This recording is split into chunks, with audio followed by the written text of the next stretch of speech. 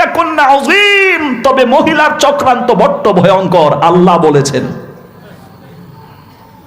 আমাদের মুরব্বী বাবাজিরা বলেন যে মহিলাদের আছে মাত্র কত 16 কলা, তার এক কলা দেখালেই পুরুষ কায়েত, কথা কয় না?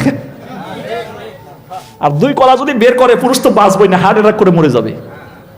আর 3 কলা যদি দেখায় তাইলে পুরুষ দেখার আগেই মরবে। আছে না নাই কথা বলুন? মহিলাদের ভিতরে এমন ক্ষমতা রয়েছে, আহারে সে এমন জেন্টলম্যান, এত বড় প্রফেসর। আপনাদের এখানে যদি হায়ার সেকেন্ডারি থাকে, মনে করেন হায়ার সেকেন্ডারি প্রফেসর, তিনি যাচ্ছেন কোথাও, গাড়িতে উঠেছে, গাড়িতে ওঠার পরে একটা সুন্দরতম মেয়ে, সুন্দরী মেয়ে, কি সুন্দর জেন্টলম্যান, সে যদি খালি চোখের ইশারায় একটা পলক দিয়ে ইশারা দেয়, বসো খালি আমার পাশে, ও দেখবেন কাত হয়ে গেছে সঙ্গে সঙ্গে, কথা কয় না কেন? এই জন্য মহিলা যদি খারাপ হয় তাইলে সে একেবারে সবচেয়ে দ্রুত এবং সবচেয়ে নিকৃষ্ট খারাপে পরিণত হয়, যা আল্লাহ তাআলা বলেছেন। তবে মহিলার চক্রান্ত বড্ড ভয়ঙ্কর। এই জন্য মহিলাদেরকে ওয়াজ শোনানো দরকার আছে না নাই? কথা বলেন। মহিলাদেরকে বেশি ওয়াজ শোনানো দরকার। মহিলাদের খাসলত এক পর্যায়ে এমন চলে যায়, ও যখন যার কাছে যায় তারই হয়ে যায়। কথা কয় না? এই কথাটা যদিও শুনতে খারাপ শোনা যাচ্ছে, বাস্তবে তাই। এই জন্য মহিলাদেরকে ওয়াজ শোনার দরকার আছে না নাই? আসুন আমরা শুরু করি। তাফসীর মাহফিল কেন, এটারও উত্তর পাওয়া যাবে, পাশাপাশি মহিলাদের ওয়াজ এখানে চলে আসবে। তারপরে আমরা শেষের দিকে জান্নাত জাহান্নামের আলোচনা করব। বলুন ইনশাআল্লাহ। আল্লাহ রাব্বুল আলামিন বলেন, قد سمع الله قول التي تجادلك في زوجها وتشتكي إلى الله والله يسمع تحاوركما إن الله سميع بصير। আল্লাহ রাব্বুল আলামিন বলেন, নবী গো, আপনার কাছে একজন মহিলা এসে আপনার সাথে কথাবার্তা বলল, তার স্বামীর ব্যাপারে অভিযোগ করলো, এই যে বাত অনুবাদ করলো, আমি আল্লাহ রাব্বুল আলামিন সে সম্পর্কে অবগত, আমি শুনেছি এবং আমি মাসলাগুলো বর্ণনা করে দিলাম। এবার তাফসীর করে ওই মহিলাকে বুঝিয়ে দেন। কোন সুবহানাল্লাহ। এ হচ্ছে আয়াতের শাব্দিক তর্জমা। ইন্নাল্লাহা, নিশ্চয়ই আমি আল্লাহ, সামিউন শুননেওয়ালা, বাসিরুন দেখনেওয়ালা। সামিউন বাসির, আল্লাহ তাআলা শুননেওয়ালা এবং দেখনেওয়ালা। এখন আমরা এই আয়াতের তাফসীরের ভিতরে ঢুকলে, ব্যাখ্যার ভিতরে ঢুকলে একটু খেয়াল করতে হবে, এখানে যে মহিলা এসে নবীজির কাছে তার স্বামীর ব্যাপারে অভিযোগ করছিল, সেই মহিলার নাম এসে তাফসীরের ভিতরে খাওলা বিনতে সালাবা রাদিয়াল্লাহু তাআলা আনহা, মহিলা সাহাবী। তিনি এসে তার স্বামীর ব্যাপারে অভিযোগ করলেন যে, হে আল্লাহ রাসূল, আমার স্বামী তো এই কথা আমাকে বলে ফেলেছে যে আনতা আলাইয়া কাযাহরি উম্মি, আমার সাথে সে জেহার করেছে। সে বলেছে তুমি আমার মায়ের পিঠের মতন, তুমি আমার মায়ের সমতুল্য। এই কথা বলার সাথে সাথে আইয়ামে জাহিলিয়াতের যুগে সিস্টেম ছিল, বউ তালাক হয়ে গেছে। কথাকে শুনতেছেন? বউ তালাক হয়ে গেছে। তো হে আল্লাহ রাসূল, এবারে আপনি বলুন, আমাকে একটা ফতোয়া দেন, আমি কি আমার স্বামীর থেকে আলাগ হয়ে গেলাম না আসি? নবীজি, এই ব্যাপারটা আপনি আমাকে একটু বুঝিয়ে বলেন, আমি বড্ড সমস্যায় পড়ে গেছি। সমস্যা হচ্ছে এমনটা, আমার বয়স বৃদ্ধ হয়ে গেছে, আমার যৌবনতা আমি হারিয়ে ফেলেছি। এখন যদি আমাকে তালাক দিয়ে দেয়, দ্বিতীয় কোনো পুরুষে আমাকে অ্যাকসেপ্ট করবে না, বিয়ে করবে না। তার পাশাপাশি এর চাইতে বড় কঠিন জিনিস হচ্ছে, আমার কয়েকজন বাচ্চা আছে, শিশু বাচ্চা আছে। আমাকে যদি তালাকটা সত্যি হয়ে যায়, তাইলে আমাকে তালাক দেওয়ার পরে স্বামী তো আর বসে থাকবে না, দ্বিতীয় আর একটা বিবাহ করবে। অতএব হে আল্লাহর রাসূল, আমি মা হয়ে কখনোই সহ্য করতে পারবো না আমার ছোট্ট ছোট্ট শিশু বাচ্চাকে সতীন এসে তাকে জুলুম করবে, অত্যাচার করবে, আমি মা হয়ে সহ্য করতে পারবো না। মা ছাড়া দুনিয়ায় আপন কেহ আর হই না, কখনো হই না। সীমাহীন যাতনায়, বুক ভরা বেদনায়, মায়ের মতন আর তো কেহ পাশে রই না, আর তো কেহ পাশে রই না।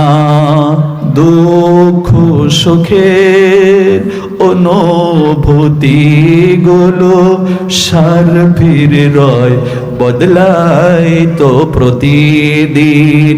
মায়ের ভালোবাসা স্নেহ মমতার বাসা বদলাই না তো কোনো দিন। হৃদয়ের টানে কারো ধানে দুনিয়া ছেড়ে চলে যায় মা, দুনিয়া ছেড়ে চলে যায় মা। কথা বলেন ঠিক কিনা? মায়ের ভালোবাসা পৃথিবীর কেউ দিতে পারে না, আল্লাহ রাব্বুল আলামিন ছাড়া মায়ের মতন ভালোবাসা আর কেউ দিতে পারে না। প্রিয় ভাই সাহেব, তো তিনি কি করলেন? বললেন যে হে আল্লাহ রসুল, আপনি আমাকে এই কোরআন বের করে আপনি তাফসীর করে আমাকে এই ফতোয়াগুলো বলে দিন। এই কথা যখন বলা হলো, বিশ্ব নবী আল্লাহ রাব্বুল আলামিন বলেন লা তুহাররিক বিহি লিসানাকা লিতা'আদালা বি ইন্না আলাইনা জামআহু ওয়া কুরআনা।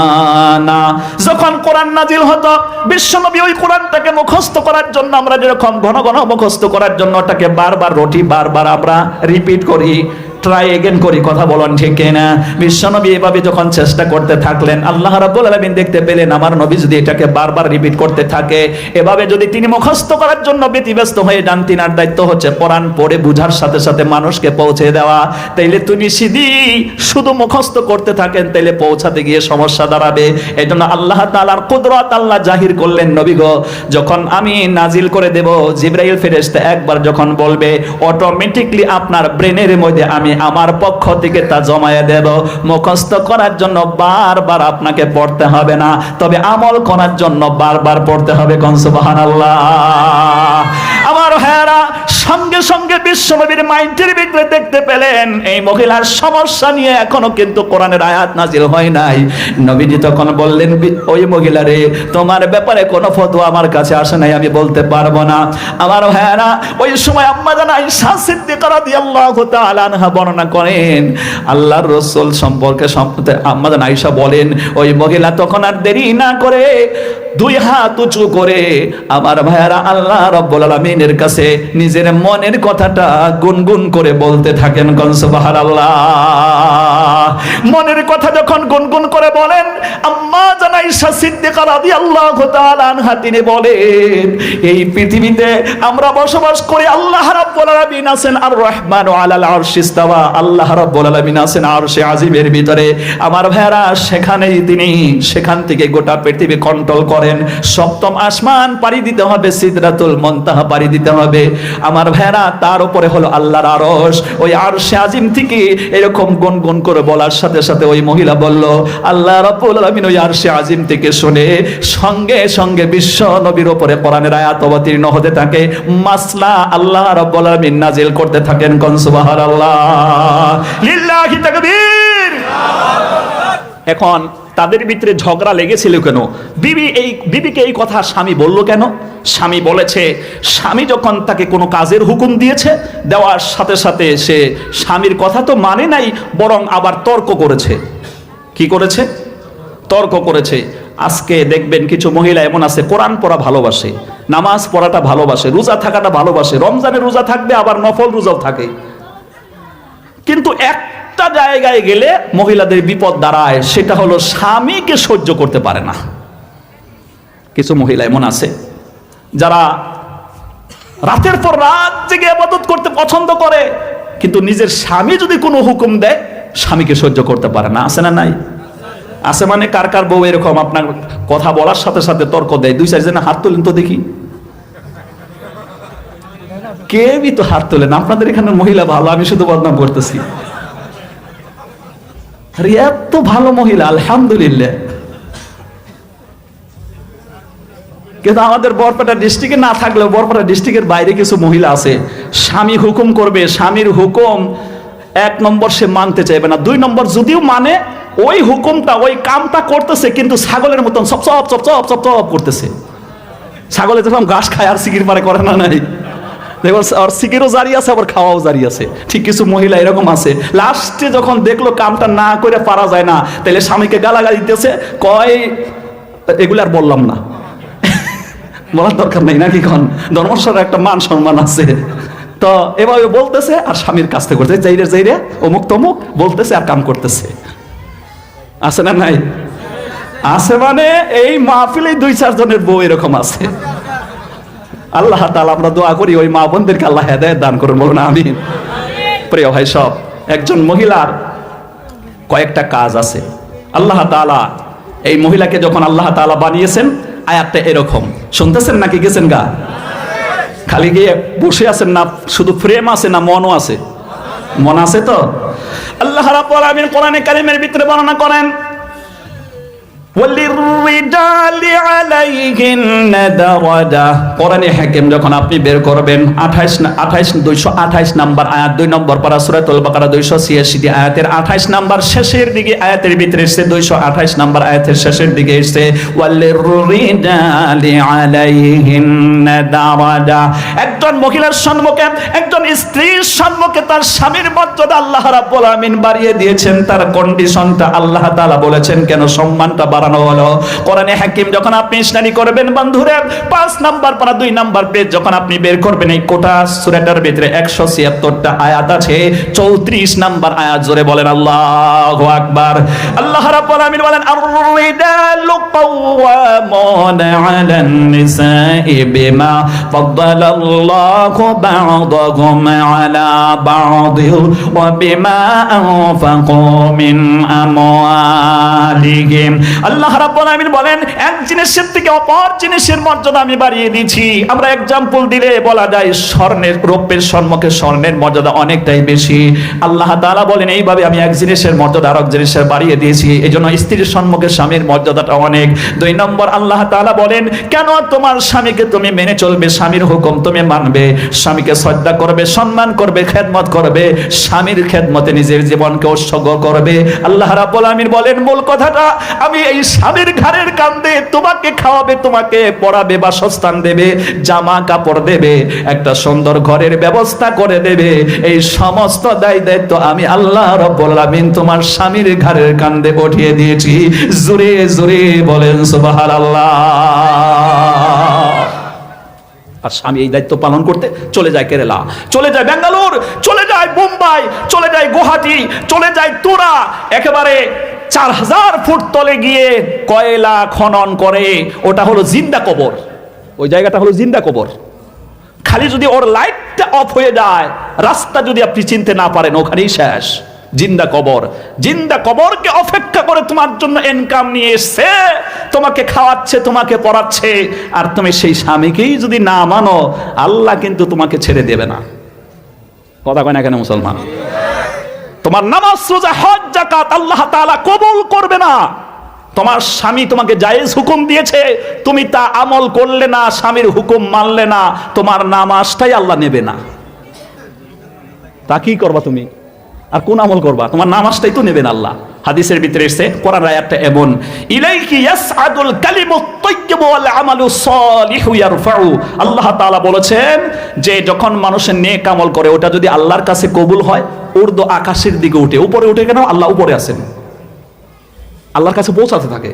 কিন্তু ওই মহিলা, আয়াতের তাফসীরের ভিতরে এসেছে, ওই মহিলা তার কোরআন তিলাওয়াত, তাসবিহ, তাহলিল তার মাথার উপরেই উঠে না। যখন স্বামীকে সে অসন্তুষ্ট করেছে, মন খারাপ করেছে, জায়েজ হুকুম করেছিল সেটা মানে নাই, তখন তার এই ইবাদতের সওয়াব তার মাথার উপরেই উঠে না, পেন্ডিং হয়ে থাকবে, পেন্ডিং হয়ে থাকবে। ফাইল যেরকম অফিসে পেন্ডিং হয়ে থাকে, করা হয় না কেন? কই যে ফাইল এর চাকা লাগানো লাগবো, চাকা কি এইদিকে দিতে হবে 2000, ওই দিকে দিতে হবে 2000, ওদিকে দিতে হবে 5000, ওইদিকে দিতে হবে 5000, আর পাশে পাশে 10-12 দিলে চাকা লাগানো হলো, এবার ফাইল দিবে দৌড়। আছে না নাই? এরকম পেন্ডিং হয়ে থাকে। সুতরাং এই পেন্ডিংকে যদি আপনি ওপেন করতে চান, তাইলে এক্ষুনি স্বামীর পায়ে ধরে মাপ চেতে হবে। স্বামীকে যদি আপনি অসন্তুষ্ট করেছেন, মাপ চেয়ে কপালে চুমু দিয়ে, মুস্কি হাসি দিয়ে, আপনার সৌন্দর্যতা দিয়ে আপনার স্বামীকে খুশি করলেই সমস্ত নামাজ, রোজার ইবাদত আল্লাহ এক্ষুনি কবুল করবে। আর একটু জোরে বলেন, আর একটু মহব্বত দিয়ে বলেন। আল্লাহ রাব্বুল আলামিন কোরআনে কারীমের ভিতরে বর্ণনা করেন, কোরআনে হাকিম নিয়ে আসুন, আমি আয়াত দেখায় দেব। আপনি পড়বেন 21 নম্বর পারা, সূরাটার নাম হচ্ছে সূরা রুম। টোটাল আয়াত হচ্ছে 60টা। এখন যে আয়াত আমরা তিলাওয়াত করব 21 নম্বর আয়াত। আল্লাহ রাব্বুল আলামিন বলেন, ওয়া মিন আয়াতিহি আন খালাকা লাকুম মিন আনফুসিকুম আজওয়াজান লিতাসকুনু ইলাইহা ওয়া জাআলা বাইনাকুম মাওয়াদ্দাতান ওয়া রাহমা ইন্না ফি যালিকা লাআয়াতিন লিকাওমিন ইয়াতাফাক্কারুন। আল্লাহ রাব্বুল আলামিন কি সুন্দর করে বর্ণনা করেন, আমার করুণা, আমার দয়া, আমার অনুগ্রহ কি তোমরা লক্ষ্য করো না? তোমাদেরকে সৃষ্টি করতে গিয়ে দুটো জিন্স বানিয়েছি, দুইটা গ্রুপ বানিয়েছি, পুরুষ এবং মহিলা। এরপরে আল্লাহ রাব্বুল আলামিন বলেন, ইসলামিক বিবাহ বন্ধনে তোমাদেরকে স্বামী স্ত্রীর বন্ধন আমি সৃষ্টি করে দিয়েছি, যাতে করে স্বামী শান্তি অর্জন করবে স্ত্রীর থেকে, স্ত্রী শান্তি অর্জন করবে স্বামীর থেকে। আর আমি এমন একটা মহব্বত ঢেলে দিয়েছি, সেটাই হলো আমি আল্লাহ রাব্বুল আলামিনের করুণা। কোন সুবহানাল্লাহ। একজন স্ত্রীর কাছ থেকে একজন স্বামী কেমনে করে শান্তি লাভ করে, হাদিস শরীফ বের করুন। কোরআনের আয়াতের ব্যাখ্যা বোঝার জন্য বিশ্ব নবীর হাদিস লাগবে, সাহাবায়ে কেরামদের জিন্দেগীর আমল লাগবে।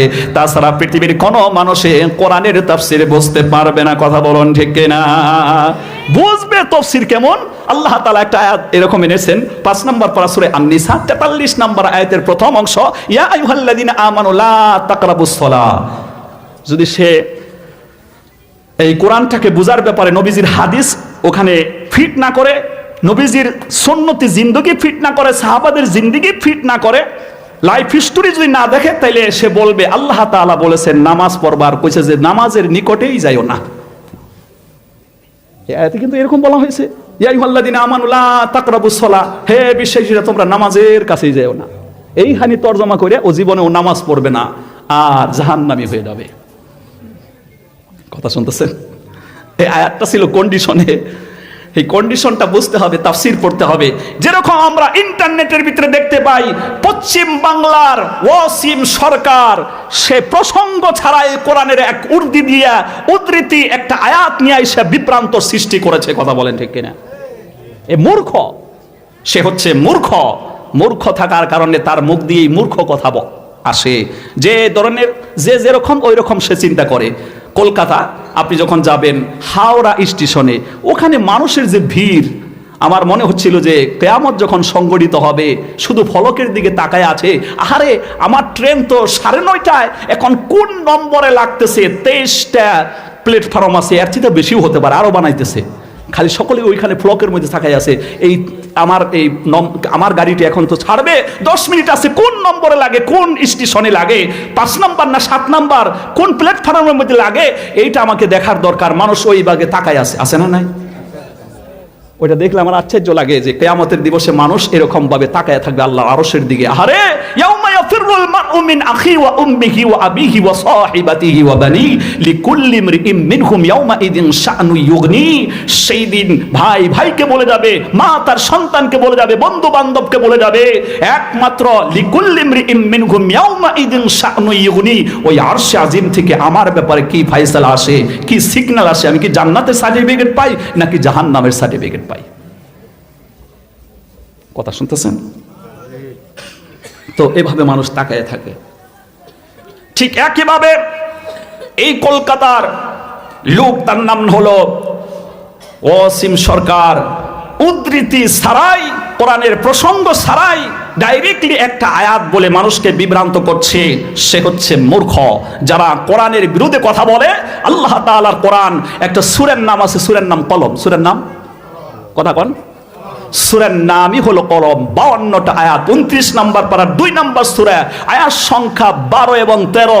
মান্নাইল লিল খাইরি মুতাদিন আসিম উতুল্লিম বাদা যালিকা জানিম। যারা কোরআনের বিরুদ্ধে দাঁড়ায়, আল্লাহ তাআলা তাকে 4টা গাল দিয়েছে।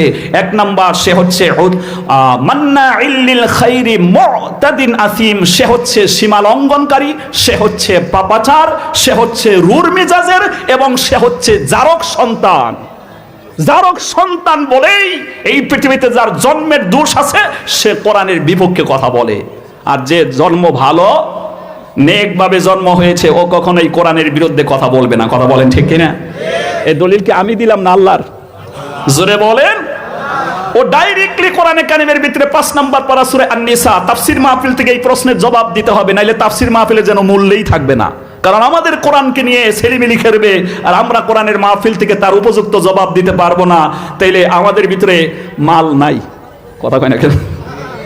জবাব হচ্ছে নম্বর পারা সূরা তাওবা 129টা আয়াতের ভিতরে থেকে 4 নাম্বার, 5 নাম্বার এবং 6 নাম্বার আয়াত যদি পড়া হয় তাহলে এখানে প্রসঙ্গটা বোঝা যায়। কিন্তু ডাইরেক্টলি যদি আপনি 5 নম্বর আয়াতের তরজমা করেন তাইলে উদ্ধৃতিটা বোঝা যাবে না। এখানে বলা হয়েছে যে মুশরিককে যেখানে পাও কতল করো, তাকে ধরো, তাকে হত্যা করো, তাকে বন্দি করো, তাকে তার ঘাঁটি পর্যন্ত পৌঁছে তাকে অবরুদ্ধ করো। এ হচ্ছে 5 নম্বর আয়াতের তর্জমা। এই আয়াতটার শানে নুজুল হচ্ছে যে মক্কার মুশরিকদের সঙ্গে মদিনার মুসলমানদের একটা শান্তি চুক্তি হয়েছিল। বলছিল এই শান্তি চুক্তি আমাদের কাছে যতদিন বহাল থাকবে আমরা একজন আরেকজনের উপরে অস্ত্র ধারণ করব না। পরবর্তীতে এই মক্কার মুশরিকেরা নিজেরাই মুসলমানদের প্রতি সেই চুক্তি ভঙ্গ করে মুসলমানদের প্রতি ঢালাওভাবে অস্ত্র প্রয়োগ করে। তখন ওই যুদ্ধকালীন চলা অবস্থায় এই আয়াত অবতীর্ণ হয়, এখন তোমরা যুদ্ধের ময়দানে গেছো, ওই সময় যাকে পাও তাকেই হত্যা করো। আর এটাই স্বাভাবিক। কথা বলেন ঠিক কিনা? কিন্তু বলা হয়েছে তার পরের আয়াতটা, ওয়া ইন আহাদুম মিনাল মুশরিকিনা ইসতাজারাকা ফাআজিরহু হাত্তা ইয়াসমা'a কালামাল্লাহি সুম্মা আবলিগহু মা'মানা। আল্লাহ রাব্বুল আলামিন বলেন, তবে ওই যুদ্ধকালীন অবস্থায়ও যদি কোনো নন মুসলিম, কোনো মুশরিক যদি ইসলাম বুঝতে চায়, আল্লাহর কালাম বুঝতে চায়, ইসলাম শুনতে চায়, ইসলাম বোঝার চেষ্টা করতে চায়, তাইলে তাকে নিরাপত্তা দিয়ে তোমাদের তাবুতে আনবে, ইসলাম বোঝাবে। এখন ইসলাম বোঝানোর পরে সে যদি ইসলাম নাও মানে, নিরাপত্তা দিয়ে তার তাবু পর্যন্ত পৌঁছে দিতে হবে। এটা মুসলমানদের প্রতি বড় দায়িত্ব। কোন সুবহানাল্লাহ। এখন দেখুন পৃথিবীতে কোন ধর্মে এই কথা বলছে, কোন শরিয়ায়, কোন সংবিধানের ভিতরে, কোন যুদ্ধকালীন চলা অবস্থায় কোন কর্নেল বলবে ওই যদি ইসলাম বুঝতে চাই তাহলে তাকে নিরাপত্তা দিয়ে তার বাড়ি পর্যন্ত পৌঁছে দিতে হবে। শুধুমাত্র অনলি ফর ইসলামেই এই নিয়ম বাহাল আছে, পৃথিবীতে কোথাও নাই। কথা বলেন ঠিক না? নারে তাকবীর। এই জন্য শুধু 5 নম্বর আয়াত পড়লে হবে না, 6 নম্বর আয়াত পড়লেই এখানে এর প্রশ্নের জবাব পাওয়া যায়। ইসলাম আমাদেরকে বলা হয়েছে নরমালি ভাবে কোনো মানুষ যদি মানুষকে হত্যা করে, আল্লাহ তাআলা পবিত্র কোরআন 5 নম্বর পারা সূরা আন-নিসা 6 নম্বর পারা, সূরাটার নাম হচ্ছে সূরা আল মাইদা 120টা আয়াতের 32 নম্বর আয়াত। ওয়ামান, আল্লাহ রাব্বুল আলামিন বলেন, মান কাতালা নাফসান বিগাইরি নাফসিন আও ফাসাদিন ফিল আরদি ফাকান্নামা কাতালান নাস জামিআ ওয়া মান আহইয়াহা ফাকান্নামা আহইয়ান নাস জামিআ। আল্লাহ তাআলা বলেন, তুমি কোনো অন্যায়ভাবে কোনো ব্যক্তিকে যদি হত্যা করো, গোটা পৃথিবী 800 কোটি মানুষকে হত্যা করলে ওই যে পাপ হবে একাই তোমার সেই পাপ আসবে আমলনামায়। আবার যদি তুমি হেল্পের মাধ্যমে কোনো মানুষকে বাঁচাও, তাইলে গোটা পৃথিবীর মানুষকে বাঁচালে যে সওয়াব হয় আল্লাহ তাআলা তোমার আমলনামায় সেই সওয়াব ধরিয়ে দেবে। এই ইসলাম আমরা মানি। কথা বলেন ঠিক না? কিন্তু যুদ্ধকালীন অবস্থায় আপনাকে শক্ত পথ অবলম্বন করতেই হবে, নাইলে আপনার অস্তিত্বই থাকবে না। কথা বলেন ঠিক না? এই উদ্ধৃতি ছাড়া যদি পড়াশোনা করেন ঝামেলা বাঁচবে না নাই? সুতরাং আমাদেরকে ইসলাম, এ হচ্ছে ইসলামের আদর্শ, এ হচ্ছে ইসলামের শিক্ষা। এই জন্য উল্টা পাল্টা বুঝলে সমস্যা আছে না নাই? কথা বলেন। তাই আমরা বলবো, ওয়াসিম সরকারকে আপনি আপনার বক্তব্য প্রত্যাহার করুন। আপনি বলেছেন যেই কোরআনের ভিতরে মুশরিককে মারার কথা বলা হয়েছে, এরকম ঢালাও কথা বলে আপনি বলেছেন যে ওই কোরআনের মধ্যে আমরা পেশাব করি, আমি পেশাব করি। বলেন নাউজুবিল্লাহ। পেশাব ওই আল্লাহ তাআলাই আপনাকে করায়। আপনি কোরআনের মধ্যে পেশাব করবেন, আল্লাহ তাআলা আপনাকে পেশাব স্টপ করে এমন পর্যায়ে চলে যাবেন আপনার নাম থাকবে না, নিশান থাকবে না, দুনিয়া থাকবে, আপনি থাকবেন না। কথা বলেন ঠিক কিনা? এই জন্য আপনি আপনার কথাটা প্রত্যাহার করলে আমরা বড্ড খুশি হব, আর প্রত্যাহার না করলে এর ঘোর প্রতিবাদ আমরা জানাবো। কথা বলেন ঠিক কিনা? সুতরাং আসুন আমার ভাইয়ারা, এজন্য প্রসঙ্গ ছাড়া উদ্ধৃতি দিলে হবে না, প্রসঙ্গটা আমাদেরকে বুঝতে হবে। প্রসঙ্গ বোঝার জন্য কোরআনটা বোঝার জন্য নিয়ে আসতে হবে, হাদিস নিয়ে আসতে হবে, নবীজির জীবনী নিয়ে আসতে হবে, সাহাবাদের জীবনী, তখন ডিটেল বোঝা যাবে। কথা বলেন ঠিক কিনা? বিশ্বনবীর কাছে একজন মহিলা সাহাবী এলেন। বিশ্বনবীর কাছে মহিলা সাহাবী এসে বলতেছেন, হে আল্লাহর রাসূল, আমি তো এখন বড় হয়েছি, আমি বিবাহ করতে চাই। বিবাহ প্রায় এক পর্যায়ে আমার বন্দোবস্ত হয়ে গেছে। নবী গো, এই দুনিয়া আসার আগে আমি স্বামীর সংসারে ঢুকে নাই, এখন আমি স্বামী পাবো। হে আল্লাহ রসুল, আপনি বলুন আমার ওপরে স্বামীর কি হক আছে, আপনি একটু বুঝিয়ে দেন, আমি তা যেন পালন করে ইহকালে যেন আল্লাহকে রাজি করতে পারি, আখিরাতে যেন আমি আল্লাহকে রাজি করতে পারি, রাজি করে চিরন্তর জান্নাতের অধিবাসী আমি হতে পারি। নবীজি আমাকে বুঝিয়ে দেন। আল্লাহ রাসূল সাল্লাল্লাহু আলাইহি ওয়াসাল্লাম অল্প বক্তব্যের ভিতরেই তাকে সবটুকুন বুঝিয়ে দিলেন। বিশ্ব নবী তখন বললেন, তোমার স্বামী যখন তুমি পাবে, স্বামীর উপরে অতটা হক আছে। আল্লাহ না করুক, ওয়া ইদা মারিতু ফাহুয়া ইয়াশফিন, কোরআনে কারীম স্টাডি করলে 19 নাম্বার পারা সূরাতুশ শুআরা 227টা আয়াতের হচ্ছে 80 নাম্বার আয়াত। আল্লাহ রাব্বুল আলামিন বলেন, বেমার আল্লাহ দেয়, আল্লাহ শিফা করে। মহান আল্লাহ কি সুন্দর করে বললেন যে তুমি সংসার শুরু করলে, এমন সময় তোমার স্বামীর শরীরে রোগ হলো, ব্যাধি হলো, গোটা শরীরের মধ্যে পছন্দ হলো। এবার এই পছনে শরীরের মধ্যে এত দুর্বল হয়ে গেল শরীর, তুমি যদি এটা জামা দিয়ে পুজগুলো পরিষ্কার করো, তাহলে এমন দেখা যায় তোমার স্বামী বড্ড কষ্ট পায়, অথবা চামড়াটা ঘুষ পড়ে যায়। এই সময়ে তুমি যদি তোমার জিহ্বা দিয়ে চেটে চেটে স্বামীর শরীরের পুজগুলো শুষে শুষে যদি তুমি ফেলে দাও, তারপরেও তোমার স্বামীর হক তোমার আদায় হবে না। কোন সুবহানাল্লাহ। আমার ভাইয়েরা, আমার মায়েরা, খালারা, ফুপুরা, আপনার স্বামী আপনার কাছে এত মর্যাদাবান, যা কোরআনে কারীমের ভিতরে একটা ঘটনার থেকে আমরা বলতে পারি। কোরআনে হাকিম যখন আপনি স্টাডি করবেন, আপনি কোরআনে কারীম বের করলে 17 নম্বর পারা সূরা আল আম্বিয়া, নবীদের ঘটনা সমূহ 112টা আয়াতের 83-84 নম্বর আয়াতে আল্লাহ রাব্বুল আলামিন বলেন, ওয়া আইয়ুবা ইয নাদা রাব্বাহু আন্নী মাসসানিয়াদ-দুররু ওয়া আনতা আরহামুর রাহিমিন। হযরত আইয়ুব আলাইহিস সালাম রোগে আক্রান্ত হলেন, এবং সেই কথা আল্লাহ রাব্বুল আলামিন আমাদেরকে স্মরণ করতে বলেছেন যে আমি হযরত আইয়ুবকে রোগে আক্রান্ত করলাম, ঈমানের পরীক্ষায় তাকে ফেলে দিলাম। কোন সুবহানাল্লাহ। ইস শাহাদাত গাহে उल्फत में कदम रखना, इस शहादत गहे उल्फत में कदम रखना, लोग समझते हैं कासन है मुसलमान होना। মানুষ এটা না ভাবুক যে আমি শুধু মুমিন হয়েছি তাই আমাকে আল্লাহ জান্নাত দিয়ে দেবে।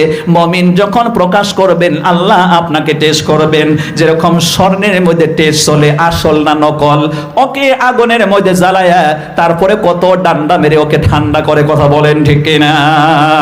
এইভাবে টেস্ট করেন আসল স্বর্ণ না নকল স্বর্ণ, কারণ তা দিয়ে সুন্দর একটা অলংকার হবে, প্রায় লক্ষ টাকা বিক্রি হবে, তার ভিতরে তার সৌন্দর্য ফুটে আসবে। আমার ভাইয়ারা, আল্লাহ রাব্বুল আলামিন আপনাকে যে জান্নাত দেবে, ওই জান্নাতে যাবার আগে আল্লাহ রাব্বুল আলামিন একটা নহরে আপনাকে গোসল করানোর সাথে সাথে 4টা নবীর বৈশিষ্ট্য চলে আসবে।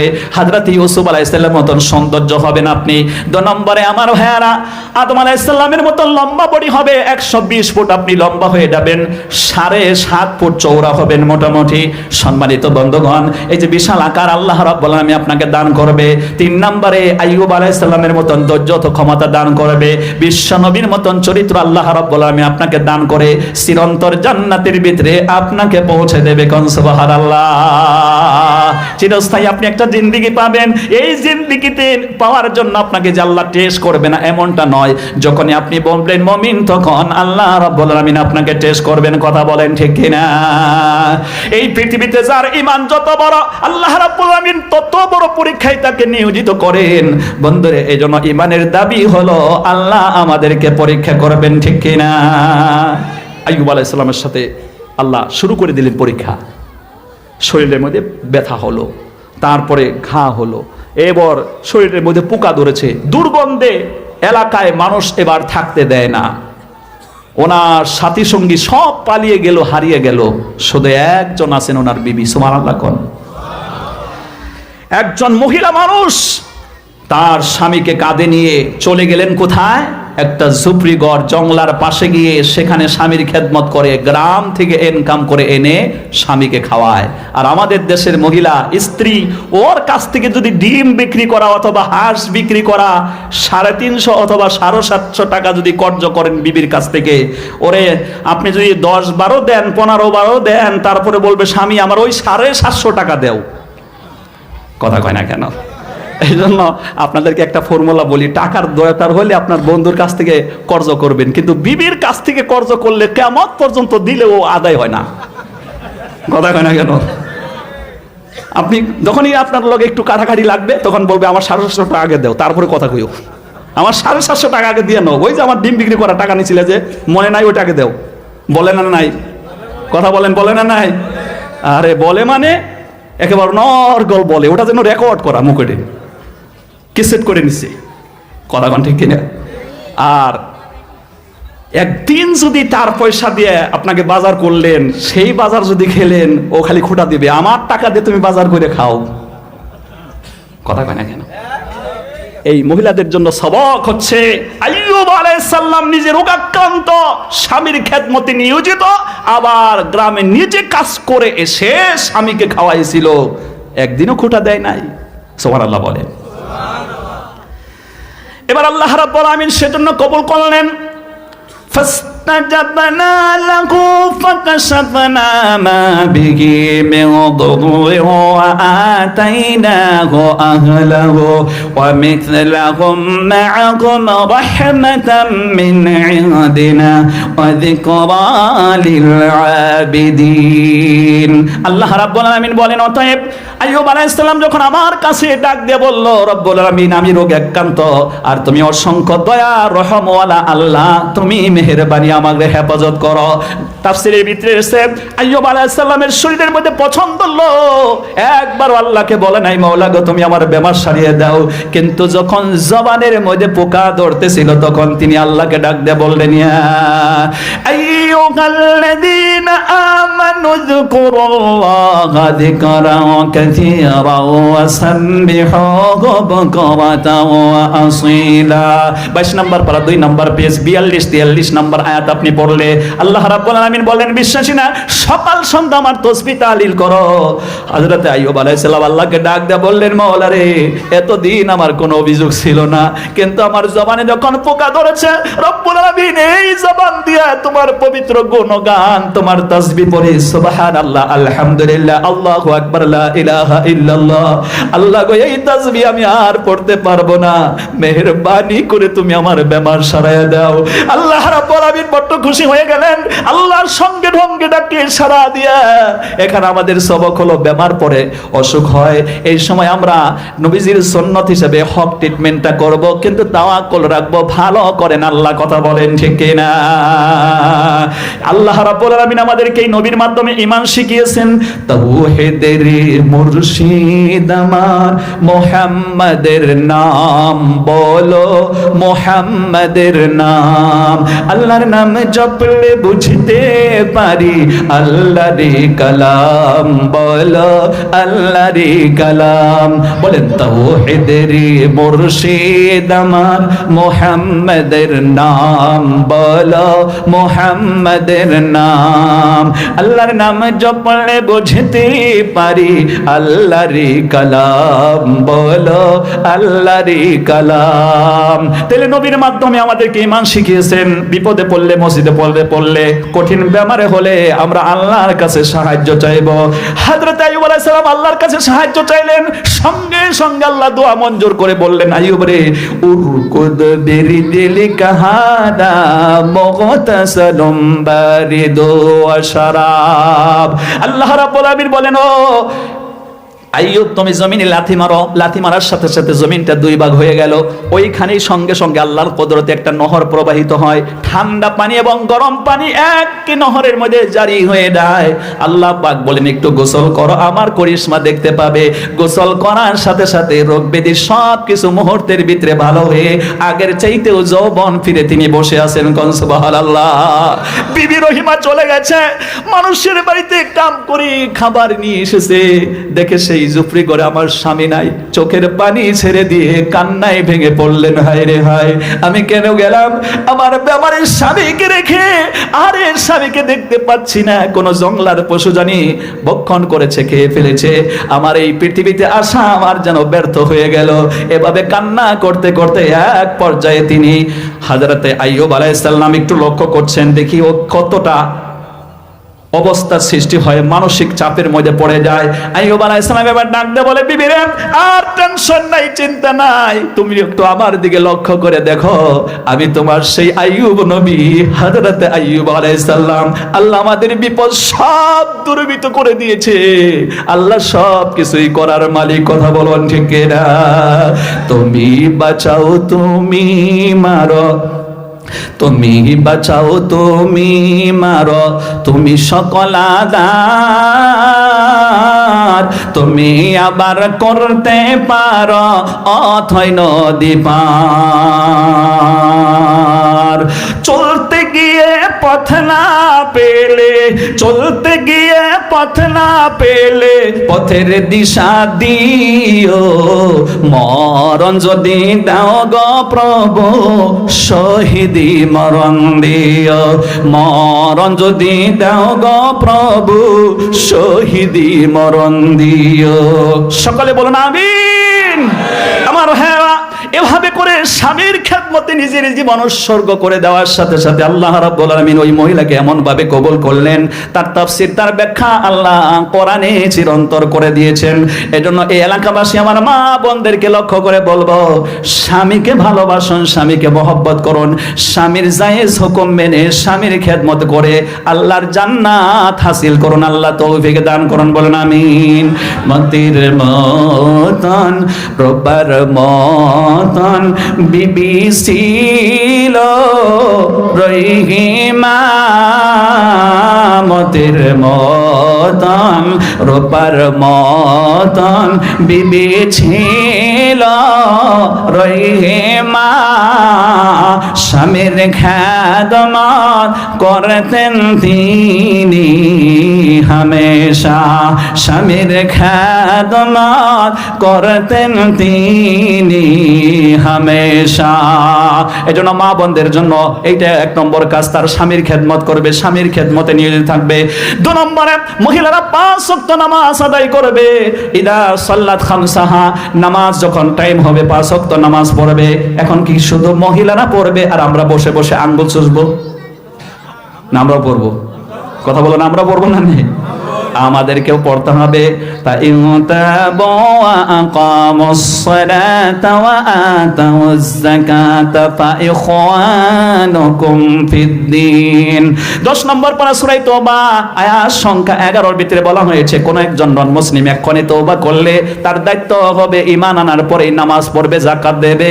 আগে ছিল গয়ের কম, এখন তোমাদের দ্বীনি ভাই হবে। Muslim is the brother of Muslim, এক মুসলমান আর এক মুসলমানের ভাই ভাই। সুবহানাল্লাহ। তাহলে এখানে ঈমান আনার পরের কথাটাই বলা হয়েছে সালাত কায়েম করে দেওয়া, সালাত কায়েম করে দেওয়া। মা বোনেরা সালাত কায়েম করবে, আমরাও কায়েম করব, ঠিক না? কথা বলুন। আসবে মরণ কখন কোথায় কারো জানা নাই, আসবে মরণ কখন কোথায় কারো জানা নাই। জানাজার নামাজের আগে নামাজ পড়ো ভাই, তোমরা জানাজার নামাজের আগে নামাজ পড়ো ভাই। রুকুকারীর সাথে আল্লাহ রুকু করতে বলে, তুমি কেন কাঁদি বিবর বলো না তাহলে? দিল দিলতে ডোবাও তিলাওয়াতে নেকি আয়াতে আয়াতে, কথা বলো রবের সাথে নামাজে দাঁড়াই। তোমরা জানাজার নামাজের আগে নামাজ পড়ো ভাই। মুমিন হলো তারা ও ভাই যারা নামাজ পড়ে, অবিশ্বাসী বান্দা যারা থাকে দূরে সরে। ব্যস্ততা ওই কাদের মাঝে দাঁড়াও নামাজে নামাজে, ব্যস্ততা ওই কাদের মাঝে দাঁড়াও নামাজে নামাজে। নামাজকে তাই এই সমাজে কায়েম করা চাই। তোমরা জানাজার নামাজের আগে নামাজ পড়ো ভাই। আয়াতটা এরকম, ইয়াউমুল জুমআ master of the day, this is the week. সপ্তাহের ভিতরে সেরা দিনের নাম জুমার দিন। 28 নম্বর পারা, টোটাল আয়াত হচ্ছে 11টা। সূরা জুমআ আয়াত সংখ্যা 8 এবং 9। আল্লাহ রাব্বুল আলামিন বলেন, আইয়ুহাল্লাযীনা আমানু ইযা নুদিয়া লিস-সালাতি মিন ইয়াউমিল জুমআতি ফাসআউ ইলা যিকরিল্লাহি ওয়া দারুল বাই'। আল্লাহ রাব্বুল আলামিন বলেন, যখন জুমার আযান শুনতে পাও, নামাজের আযান শুনতে পাও, তোমাদের ক্ষেত খামার অফিস আদালত এই যে ব্যবসা বাণিজ্য সব কিছু 15 মিনিট 20 মিনিটের জন্য স্টপ হয়ে যাবে। সকলেই মসজিদে গিয়ে নামাজ আদায় করবে। নামাজ কমপ্লিট, আবার ব্যবসা বাণিজ্য শিক্ষাঙ্গন অফিস আদালত সব আপন গতিতে চলবে। এই যদি হয় দৃশ্য, আল্লাহর বরকত রহমত আকাশ ফেটে জমিন ফেটে আল্লাহ নাজিল করে দেবে। সুবহানাল্লাহ বলুন। No sense can get in the words of Allah. This is in the simplicity. আল্লাহর কথায় পরিবর্তন নাই, তবদিল নাই। 9 নম্বর পারা 2 নম্বর পেজ, সূরা আল আরাফ 206 আয়াতের 96 নম্বর আয়াত। ওয়ালাউ আন্না আহলাল কুরা আমানু ওয়াত্তাকাউ লাফাতাহনা আলাইহিম বারাকাতিম মিনাস সামাই ওয়াল আরদ।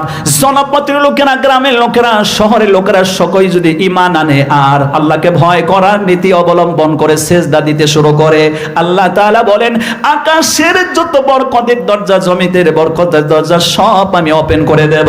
সৌদি আরবে আপনি চলে যান, ওখানে নামাজের ওয়াক্তে সব দোকান পাহাড় সব বন্ধ থাকে, সকলেই তারা আল্লাহকে সেজদা দেয়। এজন্য আল্লাহ তাআলা উপরিভাগে শুধু দেখা যায় বালু, দুধু বালু, কিন্তু নিচে আল্লাহ তাআলা আমাদের এখানে 2 ফুট বা 5 ফুট খুঁজলেই যেরকম পানি, ওই জায়গায় আমার ভাইয়ারা লিকুইড গোল্ড আল্লাহ দিয়ে রেখেছেন, তেলে খনিতে ভরা। কথা বলেন ঠিক কিনা? কিসের কারণে? ওই যে নামাজ পড়তে দেখি আল্লাহ বরকত দিয়েছে। আর আমরা নামাজ পড়ি না, বরকত নাই। কথা বলেন ঠিক কিনা? নামাজ পড়ি না, আল্লাহ বরকত আমাদের উঠিয়ে নিয়ে গেছে, বিপদে মুসিবতে আমাদেরকে আবদ্ধ করে দিয়েছে। সেই জন্য পুরুষেও নামাজ পড়বে, মহিলাও নামাজ পড়বে, স্বামীর খেদমত করবে। 3 নম্বরে পর্দায় থাকবে। 4 নম্বরে মাহে রমজানের রোজা ধারণ করবে। এই কাজগুলো মা বোনেরা করতে পারলে আল্লাহর 8টা জান্নাত ফ্রি হয়ে যাবে। সুবহানাল্লাহ। সাবধানে থাকিও নারী পর্দার আড়ালে, সাবধানে থাকিও নারী পর্দার আড়ালে, হাদিসে হারাম লিখে অন্য দেখিলে, সাবধানে থাকিও নারী পর্দার আড়ালে। শোনো নারী হাদিসের বাণী, যায়ও নায়ার পর্দা সারি। শোনো নারী হাদিসের বাণী, যায় নায়ার পর্দা সারি। সুপারিশ করিবেন না নবী দায়স হইলে, সাবধানে থাকিও নারী পর্দার আড়ালে। ওই 2-3 দিন আগে আমি ফেসবুকে একটা স্ট্যাটাস দেখতে পেলাম। আমাদের ইন্ডিয়ায় কোন একটা রাজ্যে ওই বোনটা, সে ইঞ্জিনিয়ার পড়াশোনা করবে, কলেজে গিয়েছে, পর্দা নিয়ে নেকাব নিয়ে গিয়েছে, একবার বলছে তাকে যেতে দেবে না। তখন সে মিডিয়ার সম্মুখে এসে মানুষের ঈমান, আর এই জমানায় এরকম মানুষ আছে, ওদের জন্যই তো আল্লাহ দুনিয়া রেখেছে, ঈমানদারদের জন্য দুনিয়া আল্লাহ রেখেছেন। এই পৃথিবী থেকে একজন ঈমানদার যখন থাকবে না, আল্লাহ তাআলা পৃথিবীর গোটা পৃথিবীর নিজামকে স্টপ করে দেবে, দুনিয়া কিয়ামত হয়ে যাবে, ধ্বংস হয়ে যাবে। আমরা দোয়া করি ওই বোনের মতন আমাদের সকল মা বোনদের ঈমান যেন এরকম হয়। সকলে বলুন আমিন।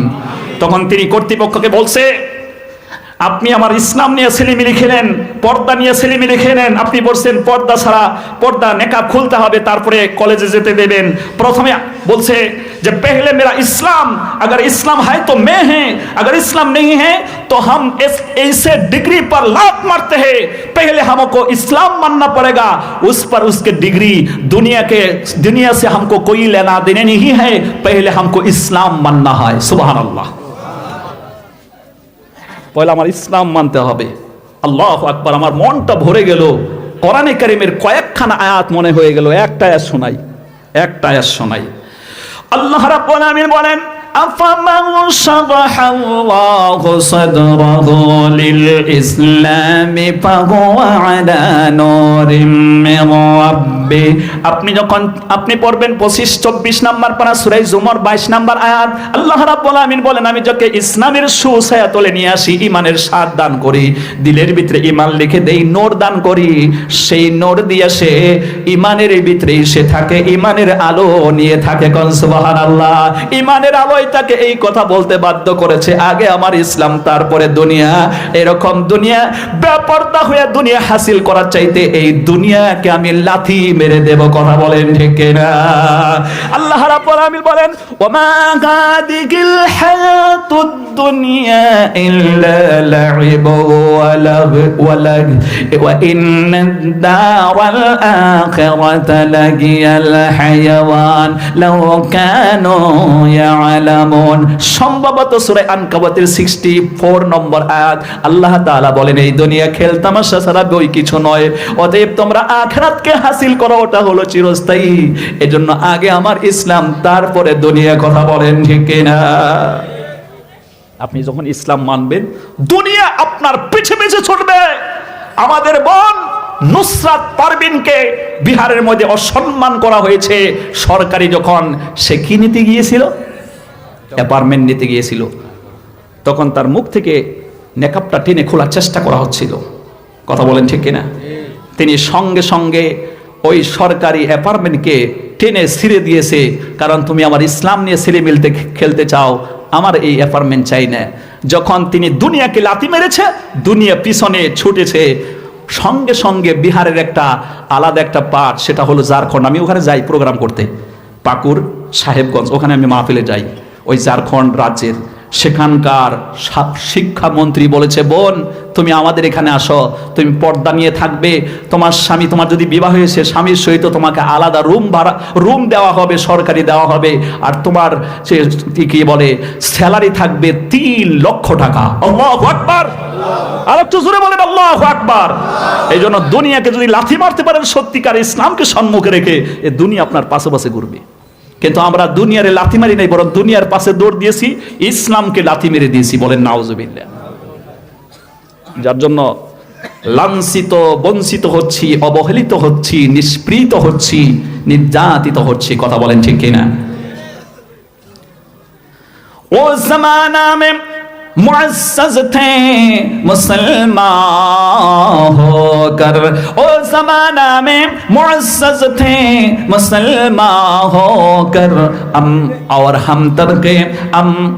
और हम खार बने हैं तरक़े कुरआन होकर। এমন জামানা ছিল সাহাবারা ইসলাম মেনে গোটা পৃথিবীর অর্ধেক পৃথিবী জয় করে ফেলেছিল। ইসলাম মানার কারণে এই পৃথিবী তাদের পাশে পাশে দৌড় দিয়েছে।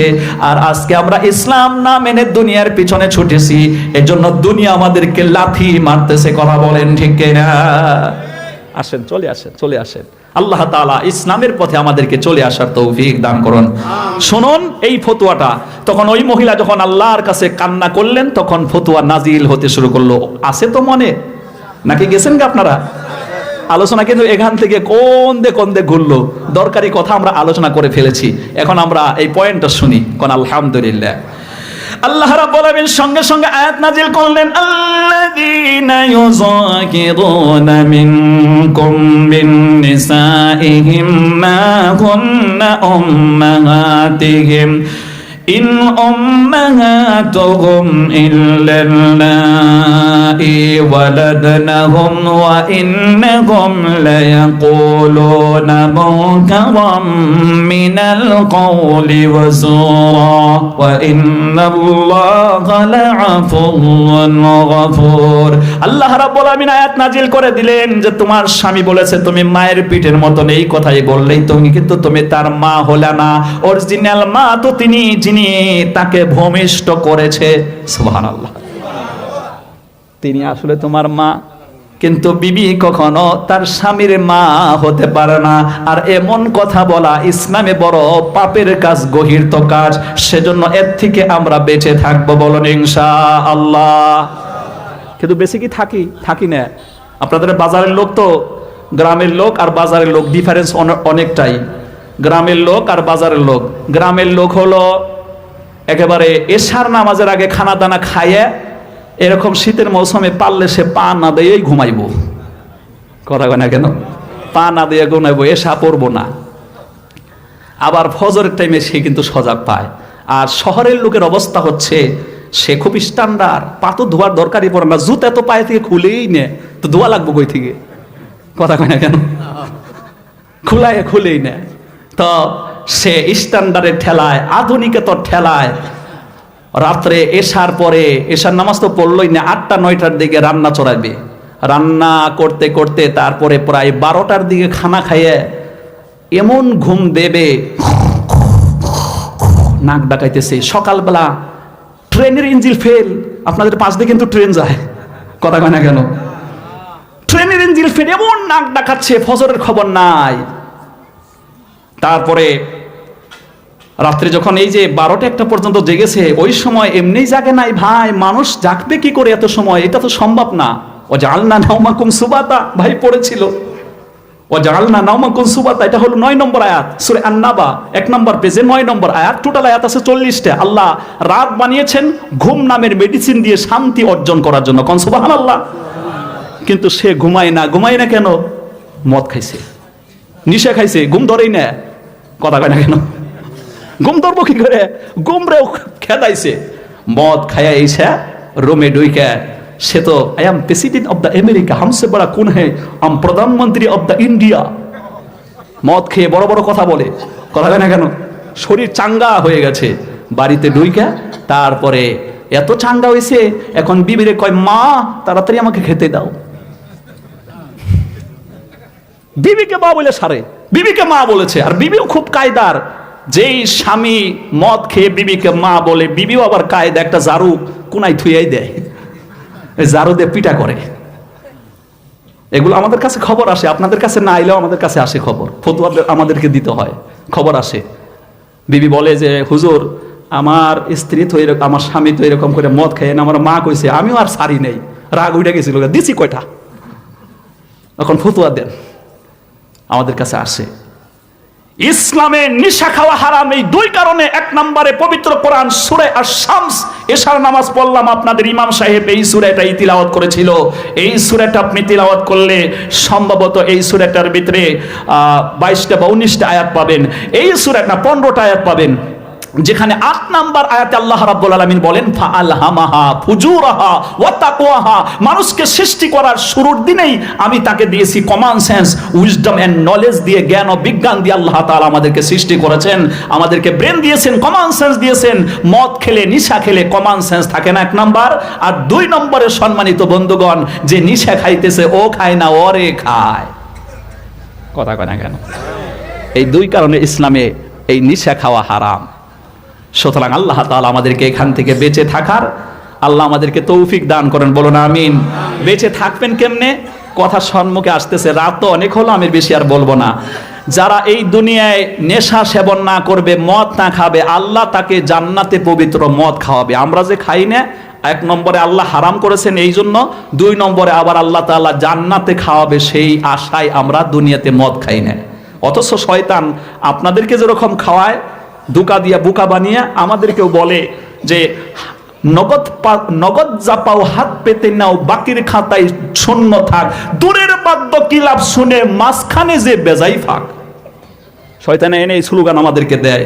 কয় ওই যে দুনিয়ায় টাটকা মদ না খাইলে আল্লাহ তাআলা বলে কোন জমানায় জান্নাতে নিয়ে মদ খাবে, ওইটার আশা নিয়ে বসে আছো, দুনিয়াতে পাইছো টাটকা খাইয়া নাও। কথা কয় না কেন? এটা নগদ, নগদটা পাও, হাত পেতে নাও, বাকির খাতায় শূন্য থাক। ওটা বাকি বাকি, ওটা তো অনেক দিন পরে, কিন্তু নগদটা টেস্ট করে নেও। আমাদের কাছে এসে এরকম বলে শয়তান, ওর কাজই এইটা, ওর ইনকামও করা লাগে না। সুবহানাল্লাহ কোন, ওর ইনকাম করা না। আল্লাহ তাআলা ওকে যখন দায়িত্ব দিলেন, তখন শয়তান কইল আল্লাহ আমাকে কিয়ামত পর্যন্ত হায়াত দাও। আল্লাহ তাআলা বললেন ক্বালা আনজিরনি ইলা ইয়াউমি ইউবআসুন ক্বালা ইন্নাকা মিনাল মুনজারিন। আল্লাহ তাআলা বললেন দিলাম তোকে কিয়ামত পর্যন্ত হায়াত, আর কি লাগে? বলল যে আল্লাহ সুম্মা লাআতিয়ান্নাহুম মিন বাইনি আইদিহিম ওয়া মিন খালফিহিম ওয়া আন আইমানিহিম ওয়া আন শামাইলিহিম ওয়া লা তাজিদু আকতারাহুম শাকিরিন। আল্লাহ তাআলা সম্মুখে, পিছনে, ডানে, বামে, চতুর্দিক থেকে যেন তোমার বান্দাকে আমি আক্রমণ করে ধোঁকা দিয়ে বোকা বানাতে পারি, জাহান্নামের খোরাক বানাতে পারি, আপনি আমাকে এই শক্তি দেন। আল্লাহ তাআলা বললেন তাও দিলাম। তখন শয়তান আরেকটা চালাকি জিনিস চাইলো যে আল্লাহ আপনি আমাকে আন্ডারগ্রাউন্ড হওয়ার তৌফিক দান করেন, কারণ আমি মানুষকে ধোঁকা দেবো, বোকা বানাবো, বাড়িতে গিয়ে স্বামী স্ত্রীতে ঝগড়া লাগবো, স্বামী মাথা ফাটাবে, স্ত্রী অথবা স্ত্রী স্বামীর মাথা ফাটাবে।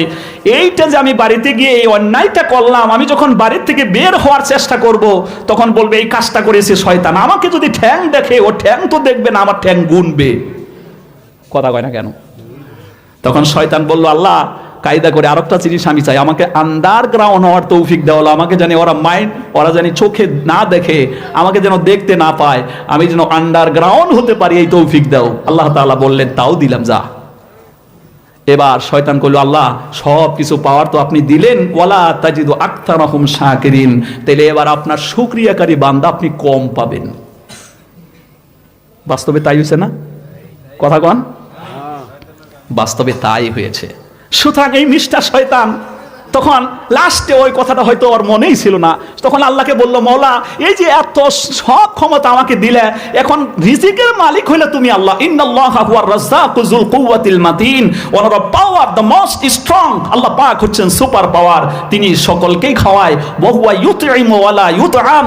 সূরা আনআম টোটাল আয়াত হচ্ছে এই সূরাটার ভিতরে 165টা আয়াত সংখ্যা, 14 মাঝখানে এই কথা বলা হয়েছে, আমি সকলকে খাওয়াই, আমি খাই না। আল্লাহু আকবার। তিনি খাওয়ার থেকে পবিত্র। তো রিজিকের মালিক তুমি, এখন এত ক্ষমতা নিয়ে যদি আমার ইনকাম করে খাওয়া লাগে, তাহলে আমি যদি চকে পাথরও যাই, মানুষের ধোঁকা দিব কোন সময়? দেখছেন চালাক। কারণ আমার যদি ইনকাম করা লাগে, তাহলে চকে পাথরে অফিস আদালতে যদি যাওয়া লাগে আমার ইনকাম করতে, কামাই করতে, তাহলে আমি মানুষকে ধোঁকা দিব কমাই। এই জন্য আমাকে ফ্রি ফ্রি খাবার দিতে হবে। ফ্রি ফ্রি খাবার বুঝেন তো, যেন ইনকাম ছাড়াই খাবার পাই। আছে না ইনকাম ছাড়া খাওয়া? আমাদের দেশেও মানুষ এটা শুরু করে দিয়েছে। টাকা জমি 1 বিঘা বিক্রি করে 25 লাখ টাকা পাইলো, লাগাইছে এইদিকে ওইদিকে ওইদিকে। সকালবেলা উঠাই একদিকে আবার তসবি পড়ে, সকালবেলা আবার ফোন করে ভাই তোমার কিন্তু নম্বর এসে গেছে। কথা কয় না কেন? দিন কিন্তু হয়ে গেছে, এই যে আজকেই তোমার লাস্ট ডেট, তাড়াতাড়ি ইন্টারেস্টটা নিয়ে আসো। ও ইংরেজি কয়, কথা শুনতেছেন? ইংরেজি কয়। ওর ধান্দা হইলো আমি ইংরেজিতে ইন্টারেস্ট করতেছি, সুদ না কয় ইন্টারেস্ট। ওর মনে ধান্দা হইলো আল্লাহ ইন্টারেস্ট করলে বুঝবো না, এই চিন্তায় সে ইন্টারেস্ট কয়। কথা বলেন ঠিক কিনা? অথচ আমরা আল্লাহর কোরআন পড়ে দেখি, আপনি কোরআন শরীফ স্টাডি করলে, আমার একটা বক্তব্য ছিল, কোথায় এটা, হাজিরহাট, সাউথ সালমারা ডিস্ট্রিক্ট, মানকাছার এরিয়াতে বোয়ালিচর একটা জায়গা আছে, ওখানে আমাকে একটা তাফসির করতে দিয়েছিল একটা সূরা আর রহমান। ওইটা তাফসির পড়তে গিয়ে আমি আশ্চর্যকর জিনিস পেলাম। আর রহমান আল্লামাল কোরআন খালাকাল ইনসান আল্লামাহুল বায়ান। এই যে আল্লামাহুল বায়ান, এই আয়াতের ব্যাখ্যা এসে মানুষকে আল্লাহ দিয়েছেন বাক শক্তি, শ্রবণ শক্তি, দর্শন শক্তি এবং ভাষা বলার ক্ষমতা। এই আয়াতের তাফসিরের ভিতরে এসে আল্লামা সানাউল্লাহ পানিপতি রহমতুল্লাহ আলাইহি তিনি লিখেছেন, আল্লাহ তাআলা আদমকে বানিয়ে বাক শক্তি দিলেন, শ্রবণ শক্তি দিলেন, দর্শন শক্তি দিলেন, উইজডম এন্ড নলেজ দান করলেন। এই আয়াতের তাফসির আবার পারাবারি পড়বেন সূরা বাকারার 31 নম্বর আয়াত, ওয়া আল্লামা আদামাল আসমাআ কুল্লাহা সুম্মা আরাদাহুম। সব জিনিসের নাম শিখালেন। এই আয়াতের দুটো আয়াতের তাফসিরের ভিতরে বলেছেন আল্লাহ তাআলা হযরত আদম আলাইহিস সালামকে মাত্র 7 লক্ষ ভাষা শিখিয়েছিল। কয় লক্ষ ভাষা? কথা কন না কেন? 7 লক্ষ ভাষা শিখিয়েছিল। এই 7 লক্ষ ভাষার ভিতরে ইংরেজি ভাষাও আছে। আর আপনার চিন্তা হইল ইন্টারেস্ট কইলেন, ওর চিন্তা হইল আল্লাহ বুঝি বুঝতেছে না। কষ্ট পাইতেছেন? হুজুর ও আস্তে আস্তে সময় ভালোই লাগছিল, এখন যে একবার আমাদের মূল জায়গায় ধরলেন। প্রিয় ভাই সব শুনে রাখেন, যারা সুদের বিজনেস শুরু করে দিয়েছে, 1 টাকা সুদ খেয়েছে, নিজের মন মস্তিষ্ক ভালো রয়েছে, আকেল বালেগ, সেই ব্যক্তি 1 টাকা সুদ গ্রহণ করেছে মানে সে নিজের মায়ের সাথে 33 বারের ঊর্ধ্বে জিনা করেছে, ওই পাপ তার আমল নামায় আসে। আর আজকে সমাজের ভিতরে নামি দামি গাড়িওয়ালা বাড়িওয়ালা মানুষ তারা ডেইলি মায়ের সাথে জিনা করতেছে, আর আপনি আমি তাদেরকে দেখলে 15 বার সালাম দেয়। কথা শুনতেছেন? 15 বার সালাম দেয়। কে বলেছে তুমি তাকে সালাম দেবে? ওরে সালাম দিলে আল্লাহ রাব্বুল আলামিন নারাজ হয়ে যায়, ও হচ্ছে আল্লাহর দুশমন। কথা শুনতেছেন? ও হচ্ছে আল্লাহর দুশমন। কোরআন আয়াত ডাইরেক্ট সরাসরি এসেছে, আপনি পড়বেন 3 নম্বর পারা সূরাতুল বাকারা 286টি আয়াতের 178 নম্বর আয়াতের পরের আয়াতটা আল্লাহ রাব্বুল আলামিন বলেন, ইয়া আইয়ুহাল্লাযিনা আমানু তাকুল্লাহা ওয়া যারু মা বাকিয়া মিনার রিবা ইন কুনতুম তুমিনুন ফাইল্লাম তাফআলু ফাআযানু বিহারবিম মিনাল্লাহি ওয়া রাসূলি। এ মুমিনেরা, তোমরা বাকিয়া সুদ গ্রহণ করা বর্জন করো, তোমরা তাকওয়া অবলম্বন করো সত্যিকার মুমিন হওয়ার জন্য। আর যদি বর্জন না করো তাইলে আল্লাহ এবং আল্লাহর রাসূলের জন্য যুদ্ধে প্রস্তুতি নাও। যারা সুদ গ্রহণ করে, সুদ খায়, সুদ নেয়, ওরা সম্মানিত বন্ধুগণ আল্লাহর সাথে যুদ্ধ লিপ্ত হচ্ছে। পৃথিবীর কোন বাবার ক্ষমতা আছে আল্লাহর সাথে যুদ্ধ করবে? আর এই কথা বললে আপনি খারাপ পান, খারাপ পেলে কিছুই হবে না। আমাকে দাওয়াত না দিলেন আয়াত আইছে, আমার কোয়াই লাগবো। আপনার চেহারা দেখে তো আমি বক্তব্য দেই না, আমাকে বক্তব্য দিতে হবে আল্লাহর কোরআন দেখে, সঠিক কথা বললাম কিনা। তোমার মায়ের চাইতে আল্লাহর মায়ের বেশি। কথা কয় না কেন? নাব্বি ইবাদি আন্নী আনাল গফুরুর রহিম ওয়া আন্না আযাবি হুয়াল আযাবুল আলীম। পবিত্র কোরআন আপনি বের করলে সম্ভবত এটা 45 অথবা 50 নম্বর আয়াত হবে। সূরা আল হিজরের ভিতরে এসেছে, আমি আল্লাহ তাআলা যেরকম দয়াবান, আবার আমার শাস্তি তো ওইরকম কঠিন। আপনাকে দেখে মুখ চাওয়াচাই করে আয়াত আসলো আর আমি ব্যাখ্যা দিলাম না, আপনাকে ভয় করে কিয়ামতের দিন আল্লাহর মায়ের আমার উপরে পড়বে। কাযালিকাল আযাব ওয়াল আযাবুল আখিরাতি আকবার। এ হচ্ছে দুনিয়ার শাস্তি, আর চাইতে কঠিন শাস্তি অপেক্ষা করছে আখিরাতের শাস্তি। আপনি পড়বেন 21 নম্বর পারা, সূরাটার নাম হচ্ছে আলিফ লাম মিম সিজদা, 22 নম্বর আয়াত। আল্লাহর মাইরটা বড় কঠিন। সুতরাং যে আপনি জানেন সত্যিকার সে সুদের ব্যবসা করে, ওকে সালাম দেওয়া নিষেধ, ও হচ্ছে আল্লাহর দুশমন। আর তাকে 27 বার সালাম দেয় না? নাই। আবার কিছু মানুষ আছে সালাম দেয়, এই জন্যই যখন সালাম না দিলে তো আমার উপায় নাই, টাকা তো নিছি ওর কাছ থেকে। যখন চলে যায় তখন থুকি থুকি মুখটা পুষে করো, সালাম দেওয়ার থেকে শয়তানের দেওয়া ভালো আছিল।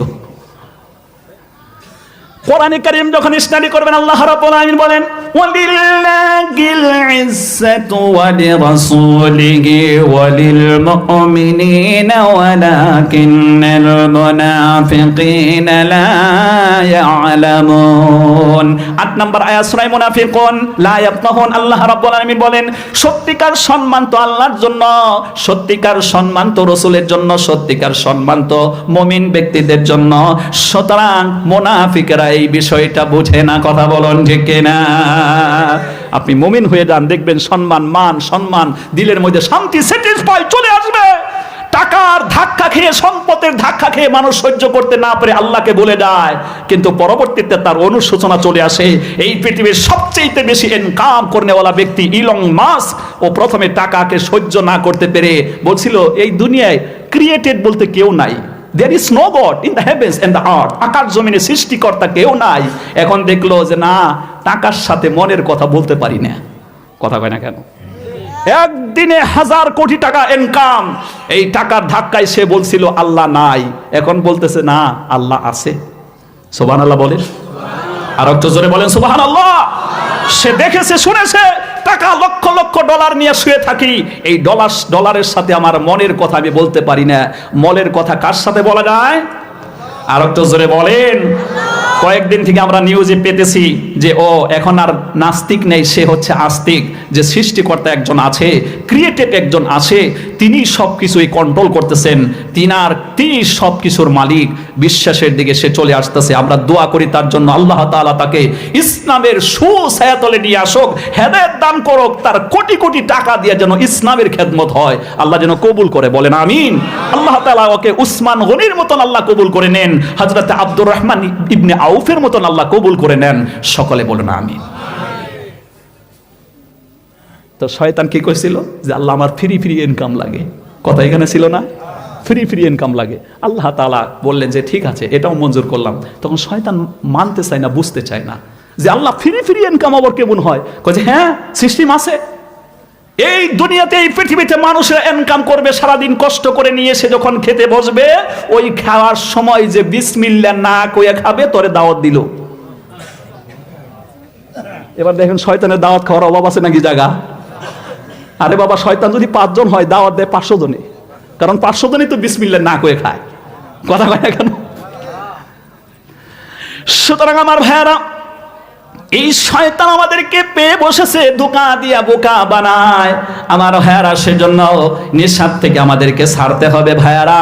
আল্লাহ রাব্বুল আলামিন আমাদেরকে বোঝার তৌফিক দান করুন, বলেন আমিন। এজন্য ইসলাম বলল, তোমার বিবিকে কখনো মা বলে তুমি ডাকতে পারো না। মা তো তিনি যিনি তোমাকে জন্ম দিয়েছেন, তিনি হলেন তোমার মা। সুতরাং এমন কথা বলা গহিরত কাজ, এটা পাপের কাজ। সুতরাং এরপরে আল্লাহ রাব্বুল আলামিন বলেন, এমন পাপ করলে তার কি মাসলা, কি ফতোয়া, কি তাফসীর হবো, ব্যাখ্যা করে আমাদের শোনার দরকার আছে না নাই? আল্লাহ রাব্বুল আলামিন বলেন, ওয়াল্লাযীনা ইউযাগিরুনা মিন নিসাইহিম সুম্মা ইয়াউদুনা লিমা ক্বালু ফাতাহরীরু রাকাবাতিন মিন ক্বাবলি আন ইয়াতামাসসা যালিকুম তু'আযুনা বিহি ওয়াল্লাহু বিমা তা'মালুনা খাবীর। আল্লাহ রাব্বুল আলামিন বলেন, এমন পাপ কোন স্বামী যদি করে ফেলে, তার স্বামীর দায়িত্ব হলো তখন সে তার বিবিকে স্পর্শ করার আগে, বিবির সাথে মিলামেশা করার আগেই তাকে একটা গোলাম আজাদ করতে হবে। পাপে ছাড়ে না বাপের জরিমানা। আল্লাহু আকবার। একটা গোলাম আজাদ করতে হবে। এই ফতোয়া যখন আল্লাহ রাব্বুল আলামিন নাজিল করলেন, ওই মহিলা বড্ড চিন্তিত হয়ে গেল। আরে মহিলাদের ভিতরে আবার ভালো মহিলাও আছে। ভালো মহিলাই যদি না হতো, তাইলে এই মহিলাদের গর্ভে থেকে আল্লাহর নবীরা এসেছে, কথা বলেন ঠিক কিনা? বাসকান্দির হুজুর রাহমাতুল্লাহ আলাইহি এসেছেন, ও লি আল্লাহ তোমার প্রেমেতে পাগল, তোমার জন্য দিব সকল। ও গো সিরাজ মনির তুমি দয়া করো না, ও গো সিরাজ মনির তুমি দয়া করো না, দিদার দাও গো শাহে মদিনা। নবীর রোজা শরীফ দেখি মান ভরে না, নবীর রোজা শরীফ দেখি মান ভরে না, দিদার দাও গো শাহে মদিনা, দিদার দাও গো শাহে মদিনা।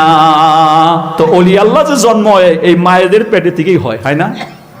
এই যে আমি যে কোরআনের ব্যাখ্যাগুলো শোনাচ্ছি, আমার মা যদি আল্লাহ ভালো না বানাতেন, ওই মায়ের গর্ভে আমাকে পাইতেন না, কথা কয় না কেন?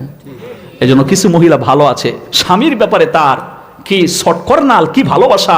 তিনি বলছেন যে হে আল্লাহ রসুল, যে ফতোয়া আল্লাহ দিলেন, এটা আমার স্বামী, এটা সম্ভব না এটা আদায় করা, কারণ আমার স্বামী গরিব, সে একটা গোলাম আজাদ করতে পারবে আমার বিশ্বাস হয় না, কারণ তার কাছে এমন অর্থ নাই। তখন আল্লাহ তাআলা আবার আরেকটা হালকা মাসলা দিলেন। সুবহানাল্লাহ বলেন। আল্লাহ রাব্বুল আলামিন বললেন, ফামান লাম ইয়াজিদ ফাসিয়ামু শাহরাইনি মুতাতাবিআইনি মিন ক্বাবলি আন ইয়াতামাসসা। এবার আল্লাহ রাব্বুল আলামিন বললেন, ওটা যদি সম্ভব না হয়, তাহলে একাধারে তার স্বামীকে 2 মাস রোজা ধারণ করতে হবে, 60 দিন রোজা থাকতে হবে। বিবিকে স্পর্শ করার আগে সঙ্গে সঙ্গে আল্লাহ রসুলকে বললেন, হে আল্লাহ রসুল, আমার স্বামী বৃদ্ধ হয়ে গেছে, একাধারে 2 মাস রোজা ধারণ করতে পারবে না। আল্লাহ তাআলা আরো হালকা করে দিলেন। সুবহানাল্লাহ বলেন। আল্লাহ রাব্বুল আলামিন বলেন ফামান লাম ইসতাতি' ফাইতআমু সিত্তিনা মিসকিনা যালিকা লিতু'মিনু বিল্লাহি ওয়া রাসূলিহি ওয়া তিলকা হুদুদুল্লাহ ওয়া লিল কাফিরিনা আযাবুন আলীম। আল্লাহ রাব্বুল আলামিন বলেন নবী গো বলে দেন সে যদি একটা গোলাম আজাদ করতে না পারে, সে একেবারে 2 মাস রোজা থাকতে পারলো না, তাইলে 3 নাম্বার ফতোয়া হচ্ছে আমি আল্লাহর পক্ষ থেকে নবী তাফসীর করে বলিয়ে দেন, সে 7 জন মিটকিকে পেট ভরে খাওয়িয়ে দেবে তার বিবিকে স্পর্শ করার আগে, তাইলে তার এই গুনার কাফারা হয়ে যাবে। কোন সুবহানাল্লাহ। তিলকা হুদুদুল্লাহ, এ হচ্ছে আল্লাহর বর্ডার, আল্লাহ তাআলার সীমা, এই সীমা যেন তোমরা লঙ্ঘন না করো। কোন সুবহানাল্লাহ। 3 নাম্বার ফতোয়া আসলো। তখন বিবি বলতেছেন হে আল্লাহ রাসূল, এটাও তো আমার স্বামীর জন্য অসম্ভব, তবে আপনি যদি একটু সাহায্য করতেন এটা সম্ভব হতো। আল্লাহর কি ইচ্ছা, ওই সময় নবীর দরবারে একটা খেজুরের বাগান নতুন করে করা হয়েছিল, সেই খেজুর বাগান থেকে এক সাহাবী টুকরি বোঝাই করে সব খেজুর নিয়ে আইছে। সুবহানাল্লাহ। ওনার ধান্দা ছিল যে আমার খেজুর বাগানের প্রথম খেজুরগুলো আমি আমার নবীকে দান করব, খাওয়াবো। আরে নবী যেই খেজুরের মধ্যে হাত দিবে ওটাতেই বরকত। সুবহানাল্লাহ বলেন। হাদিস শরীফের ভিতরে এসেছে আবু আইয়ুব আনসারী রাদিয়াল্লাহু তাআলা আনহু নামের সাহাবী, এইরকম অবস্থা হয়ে গেল। মসজিদে নববীর ভিতরে হযরত আবু বকর প্রথমে গেছে, এরপরে হযরত ওমর গেছে। রে বন্ধু, এই 2 জন যখন চলে গেছে, এরপরে একটু টিকটুক করে বিশ্ব নবী চলে গেছে। নবীজি বিশ্বনবী হযরত মুহাম্মদুর রাসূলুল্লাহ 2 রাকাত মসজিদ তাহিয়াতুল মসজিদ অথবা দখলিল মসজিদে 2 রাকাত নামাজ পড়ে মসজিদে বসতে হয় যদি ওই টাইমে সূর্য ডুবে যাচ্ছে, হারাম টাইম না হয়, সূর্যটা পুরা একেবারে দাঁড়িয়ে গেছে, সোজা হয়েছে, এই সময় নয়। আর সূর্য তো একবার উঠতেছে, এই 3 সময় নামাজ পড়া হারাম। তাছাড়া আপনি যখন এই মসজিদে যাবেন, মসজিদের হক হচ্ছে আপনি আগে 2 রাকাত নামাজ পড়ে তারপরে বসবেন। আমাদের দেশে মানুষে মাসলা জানে না, আগে মসজিদে গিয়ে একেবারে মজা করে বসে, একবার বসে টসে থাকে, তারপরে সুন্নত আরম্ভ করে। ঠিক না? আজকে ফতোয়া জেনে নেন, এটা অন্যায়। সত্য হচ্ছে আপনি মসজিদে ঢুকেই আগে 2 রাকাত পড়ে তারপরে বসবেন, মসজিদের হক আদায় করে। আমরা অনেক মাসলাই জানি না, এই জন্য তাফসির মাহফিল দেওয়ার দরকার। আমি যে এই যে আয়াতের তাফসিরগুলো করতেছি, এই এলাকায় বোধহয় ব্রিটিশ আমল থেকে আপনারা ধর্মসভা শুনছেন, এই তাফসির শুনেছিলেন? কথা হয় না কেন? শুনেছিলেন না। এই জন্য তাফসির মাহফিলে ফায়দা আছে না নাই? আচ্ছা, এরা একটা হয়ে গেছে, একটাই। আমি যদি আমার দাদার কাহিনী নানার কাহিনী বলতাম, এই মানুষ থাকতো? কথা বলেন। মাহফিল কমিটি কেউ আছে বাইকে, কেউ এসে 4 চাকা নিয়ে, মাহফিল কমিটি তাগো পয়সা দিছে, তেল ভরিয়ে দিছে। কথা কন। আবার যখন আপনারা যাবেন গা, আপনাদেরকে আবার তেলের পয়সা দেবে, রাত্রের হাজিরের পয়সা দেবে না। কিসের জন্য এসেছেন? আল্লাহকে ভালোবাসেন, আল্লাহর কোরআনকে ভালোবাসেন, নবীজিকে ভালোবাসেন, নবীর সুন্নতকে ভালোবাসেন, হাদিসকে ভালোবাসেন, এই জন্য আপনারা এসেছেন। কথা বলেন ঠিক কিনা? আল্লাহ যেন আমাদের এই সংক্ষিপ্ত মেহনতকে আল্লাহ যেন কবুল করে। আল্লাহ তুমি আমাদের জন্য এটা কিয়ামতে নাজাতের জরিয়া বানিয়ে দাও। আমার ভাইয়ারা, হযরত আইয়ুব আনসারী রাদিয়াল্লাহু তাআলা আনহুর বাড়িতে বিশ্বনবী এই 2 সাহাবীকে বললেন, তোমরা এখন এই সময় মসজিদে কেন? এখন তো নামাজের ওয়াক্ত হয় নাই। তখন বলল, হে আল্লাহর রাসূল, ক্ষুধার তাড়নায় আর বাড়িতে থাকতে পারলাম না, 2 রাকাত নামাজ পড়ে সিজদা দিয়ে আকরাবু মা ইয়াকুনুল আবদু মির রাব্বিহি ওয়া হুয়া সাজিদুন ফাআকতিরুদ দুআ। হাদিস শরীফের ভিতরে এসেছে, মানুষ যখন সিজদার মধ্য দিয়ে, নামাজের মধ্য দিয়ে সিজদায় চলে যায়, সে আল্লাহর একবারে নিকটবর্তী হয়ে যায়। মনের চাওয়া পাওয়া, আশা আকাঙ্ক্ষা, বলো কথা বলুন ঠিক কিনা? আমি আইসাছি মসজিদে, দয়া করো আমারে, আইসাছি মসজিদে, দয়া করো আমারে, ফিরাইয়া দিও না তোমার বান্দারে, তুমি নাকি দয়াবান, দয়া করো মেহেরবান, আমি পাগল দিনে রাত্রে খুঁজি তোমারে। লিল্লাহি তাকবীর। এভাবে যখন ডাক দিলেন তখন বিশ্ব নবী তখন বললেন, তোমাদের বড্ড ক্ষুধা লেগেছে? হ্যাঁ ক্ষুধা লেগেছে। নবীজি এই দুইজন মেহমানকে নিয়ে এবং বিশ্ব নবী আবু আইয়ুব আনসারীর বাড়িতে চলে গেলেন। চলে যাবার পরে সালাম দেওয়া হয়েছে, বিবি সালামের জবাব দিলেন। বিশ্ব নবীর আওয়াজ যখন শুনতে পেলেন বললেন যে, হে আল্লাহর রাসূল, এই যে মেহমানখানায় আপনারা বসুন, আমার স্বামী বাজারে গিয়েছে, মার্কেটে গিয়েছে, একটু পরেই চলে আসবে। আরে সাহাবীদের সিস্টেম ছিল, তারা বাজারে মার্কেটে গেলে তাড়াতাড়ি চলে আসতেন, মসজিদে গেলে ঘন্টার পর ঘন্টা বসে থেকে কোরআন তিলাওয়াত করতেন, তাসবিহ তাহলিল করতেন। আর আমরা বাজারই যেন আমাদের জীবন। কথা কয় না কেন? এখন তো বাজারের বিরুদ্ধে চলে গেছে, আমি কি করব? এটা সাহাবীদের অভ্যাস, আমাদেরকে বোঝাতে হবে। কথা বলেন ঠিক কিনা? এই যে আমাদের বাড়িতে যে ঝগড়া হচ্ছে কিসের কারণে? এই যে বাজারে বেশি সময় দেওয়ার কারণে। কিছু কিছু স্বামী আছে সকালবেলা বাজারে এমন ভাবে চলে আসে, 11টা পর্যন্ত বাজারে থাকে, আর সম্মুখে আসতেছে বুটের সিজন, বিভিন্ন দল বল নিয়ে কথা কাটাকাটি হইতে হইতে এক সময় ওর ব্রেন হইছে হ্যাং। একবারে 5 নম্বর, আমার গাড়িতে আছে 5 নম্বর গিয়ার, 5 নম্বর গিয়ারের আগে যদি আপনি একেবারে 4 লাইনে চলেন, 130 কিলোমিটার বেগে চলে, তো 11টা পর্যন্ত গল্প গুজর করে ব্রেন হইছে 120 কিলোমিটার বেগে চলতেছে। এই ব্যাগ তো চায়ের দোকানে থামাতে পারে নাই, বিবির কাছে গিয়ে এই ব্যাগ প্রয়োগ করে, বিবিকে মারে।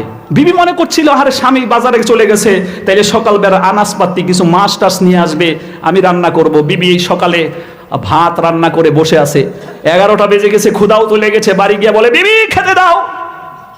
আরে খেতে তো তোমাকে দেবেই, বিবি তোমার জন্যই কষ্ট করছে, কথা কয় না কেন? খেতে আবার কারে দিবে? তো খেতে দিয়েছে, এখন দিল আলুর ভর্তা অথবা বাগুনের ভর্তা। বাগুনের ভর্তা দিছে মানে অমনি দাপুর দুপুর শুরু হয়েছে। কথা শুনতেছেন? ওই দক্ষিণ পাড়ে গেছিলাম, ওখানে এক বন্ধু আলোচনা করলো, আমার ক্লাস ফ্রেন্ড, কয় যে হুজুর ওইদিকে গেছি, জামাতে তবলিগে গেছি, দাওয়াত দিতে গেছি, বাড়িতে খালি দাপুর দুপুর শব্দ হইতেছে। তখন জিজ্ঞেস করলাম যে এই ব্যক্তি এত রকম শব্দ হয় কে রে? তখন কয় যে শব্দ বিবিরে মারতেছে। কিছু কিছু স্বামী না, ও স্বামী মাঝে মাঝে আজরাইল আলাইহিস সালাম হয়। কথা কয় না কেন? আজরাইল আলাইহিস সালাম হয়, বিবির জান কবজ করে। তো বললো যে ভাই এ বাড়িতে কি হইতেছে? কয় বিবিরে মারতেছে। তখন ওর আবার বন্ধু, তো এই স্বামী যখন চলে আসছে ওর সাথে গল্প করতেছে, কয় ভাই তোর বউরে মাল দিকে এই মাসের মধ্যে তোর বউয়ের মধ্যে আমি কোনো খারাপই গুণ দেখি নাই, খুব ভালো, তোর খাই খেদমত, তারপর তোর সংসার পাহারা দেওয়া খুব ভালো, কিন্তু কোনো ধরনের অন্যায় দেখি নাই। কিন্তু বউরে মাল দিকে কয় যে না, আমার এখানে এই মাসের শেষে 31 তারিখ ওই দিন আমার মারারই টাইম, বউ মারো নিয়ে নাকবো। কয় ওটা মারার দিন আসাল, কিচ্ছু না করলো তাও মারো নাকবো। এরকম স্বামী কিছু আছে, আছে না নাই? কথা বলেন, একে 2-4 জন হাত তুলেন তো, খালি টপ করে বউরে মারেন, এরকম হাত তুলেন তো 2-4 জনে। কেউ তো হাত তোলে না, না একজনে তুলছে, যে তুলছে ও তো বিয়াই করে নাই নাকি? আল্লাহ তাআলা হেদায়েত দান করুন, বলুন আমিন। আপনার বিবি অন্যায় করতে পারে, অন্যায় শাসন আপনি করবেন, তবে তার চেহারায় কোনো দিন আপনি আঘাত করবেন না, তারপরে তার মা বাপ তুইলা গালি দেবেন না, এবং তাকে ঘর থেকে রাগ করে বের করে দিবেন না। এগুলো হাদিসে নিষেধ আছে। আপনার বিবিকে আপনি শাসন করবেন, এটা রাইট। ইসলাম মানার ব্যাপারে, তারপরে নেক আমলের ব্যাপারে সে যদি এগুলো মানতেছে না, অনিসলামিক কার্যকলাপে জড়িত হয়, আপনার দায়িত্ব স্বামীকে, আপনি স্ত্রীকে শাসন করবেন। তাই বলে এই ধরনের কাজ করা যাবে না। আল্লাহ রসুল হাদিসের ভিতরে নিষেধ করেছেন তার চেহারায় মারা, তারপরে তাকে ঘর থেকে একবারে বের করে দেওয়া, 3 নম্বরে তাকে জাত তুইলা গালাগালি দেওয়া, এগুলোর নিষেধ আছে। আল্লাহ তাআলা আমাদেরকে হেদায়েত দান করেন, বলেন আমিন। আর একটু মহব্বত দিয়ে বলেন আমিন। সুতরাং আমার ভাইয়ারা, আল্লাহ রসুল সাল্লাল্লাহু আলাইহি ওয়াসাল্লাম ওই বাড়িতে যখন চলে গেলেন, সম্মানিত বন্ধুগণ, হযরত আবু আইয়ুবের স্ত্রী বললেন, হে আল্লাহ রসুল, আর একদিকে বিশ্বনবী, 2 দিকে আবু বকর, এই পৃথিবীতে যত আলিম ওলামা আপনার নেকির আমল কিয়ামত পর্যন্ত সমস্ত মানুষ আসবে, তার নেক আমল এক পাল্লায় রাখলে আবু বকরের শুধু বিশ্বনবীর সঙ্গী হয়েছিল। গারে হেরার গারে সুরের মধ্যে অবস্থান করে নবীজি তার রানের মধ্যে আরাম ফরমাচ্ছিলেন, ওই সওয়াবটা কোন সমতুল্য হবে না? কোন সুবহানাল্লাহ। ওই সওয়াবের সমান আমাদের সওয়াব নাই। আবু বকরকে বলেছিলেন হযরত ওমর যে, হে আবু বকর ভাই, তুমি যে নবীর সাথে থেকে গারে সুরের মধ্যে নবীকে যে সাহায্য করছিলে, বিভিন্ন গর্ত তোমার কাপড় দিয়ে জামা দিয়ে বন্ধ করে নবীজিকে রানের মধ্যে শুয়ে যে আরাম দিছিলে, সেই সময় যে সওয়াব হয়েছিল, আমার জীবনের সব সওয়াব নিয়ে ওইটা আমার দেও। আল্লাহু আকবার। আমার ভাইরা, তাই কিতাবের মধ্যে এসেছে, একদিকে আবু বকর আর একদিকে ওমর। আজও বিশ্বনবী শুয়ে আছে আর রওজা মুবারকের মধ্যে ডান পাশে বিশ্বনবীর হযরতে আবু বকর, বাম পাশে হযরতে ওমর রাদিয়াল্লাহু তাআলা আনহু শুয়ে আছেন। এই তিনজন মেহমান, শ্রেষ্ঠ মেহমান, বিবি বড্ড খুশি হয়ে গেল প্রাণে। হে আল্লাহর রাসূল, আপনি কষ্ট মনে নেবেন না, আমার স্বামী বাজারে গেছে, বেশি দেরি করবে না, তাড়াতাড়ি বাড়িতে চলে আসবে। বাড়িতে চলে এলে আমার ভাইরা, আল্লাহর রাসূল সাল্লাল্লাহু আলাইহি ওয়াসাল্লামকে দেখে বড্ড খুশি হয়ে গেল। হাদিসটা মনে পড়ে গিয়েছে খেজুরের কথা বলতে গিয়ে, সঙ্গে সঙ্গে উনি বাগানে চলে গেলেন। বাগানে চলে গিয়ে কাঁচা খেজুর, মধ্যম পাকা এবং সর্ব পাকা, তিন ধরনের খেজুর নিয়ে এসে বিশ্বনবীর সর্বকে দিয়ে দেন। দিয়ে দেওয়ার সাথে রে বন্ধু, আল্লাহর রাসূল বলেন, সাহাবীরে রে, তুমি খালি পাকা খেজুর আমার কাছেই নিয়ে আসলেই হতো, মধ্যম পাকা এবং একবারে কাঁচা খেজুর তুমি নিয়ে আসলে কেন? এগুলো তো দরকার নাই। তখন বলল, হে আল্লাহর রাসূল, আপনি যখন আমার এই খেজুরের বাগানের খেজুরগুলোর মধ্যে পাকা খেজুরে হাত লাগাবেন, আমার খেজুরের বাগানে আল্লাহ রাব্বুল আলামিন পাকা খেজুরে বরকত দেবে। মধ্যম কাঁচা কাঁচা পাকা এর মধ্যে হাত লাগালে আল্লাহ রাব্বুল আলামিন এই খেজুরের মধ্যে আল্লাহ বরকত দেবে। কাঁচাটার মধ্যে হাত লাগালে আল্লাহ পাক আমার খেজুরের বাগানে কাঁচা খেজুরে বরকত দেবে। জোরে বল সুবহানাল্লাহ। আর আমার ভাইরা, সেই নবীর সুন্নাত আমাদের বাড়িতে নাই। আজকে কি এর নেতা খেতা, অমুক তমুক, তার আদর্শ, তার ফটো, তার পিকচার সম্মুখে দিয়ে আবার পুরো নামও করে, আরো যে কিছু করে, এগুলা বলা যাবে না ভাই। মুসলমানই থাকে না আপনার, আপনি তো মুসলমান, আল্লাহকে বিশ্বাস করেছেন। ওয়া আন্নাল মাসাজিদা লিল্লাহি ফালা তাদউ মা'আল্লাহি আহাদা। একটু আগে আমি পড়াশোনা করে আইছি, একবারে পড়াশোনা ছাড়া কিন্তু বই নাই, আর এটা আমার নিষেধ। আমাদেরকে শেখানো হয় পড়া ছাড়া আমরা বসতে পারবো না, কারণ মানুষকে আমরা কোরআন হাদিস বলবো, পড়াশোনা করে বসতে হবে। এটা হচ্ছে সূরা জিন 29 নম্বর পারার 18 নম্বর আয়াত। ওয়া আন্নাল মাসাজিদা লিল্লাহ ফালা তাদউ মা'আল্লাহি আহাদা।